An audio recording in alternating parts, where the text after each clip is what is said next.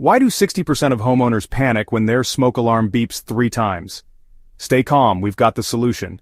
You're probably here because your first alert smoke and carbon monoxide alarm won't stop beeping 3 times every few minutes. Don't worry, I'll walk you through exactly what that means and how to fix it. If you're hearing 3 short beeps, don't rush to change the battery just yet. That pattern usually means a malfunction. Here's a quick guide to what the different beeps mean.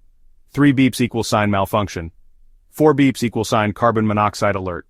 1 chirp per minute equal sign low battery. 5 chirps equal sign end of life alert, usually after 10 years.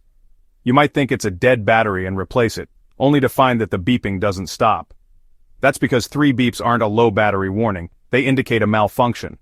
If your alarm is less than 10 years old, it could still be under warranty. Check the manufacturing date on the back.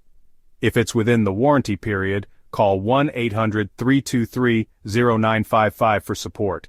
When you call, choose English, select smoke or carbon monoxide alarm, and get connected to a support rep who will guide you through the next steps.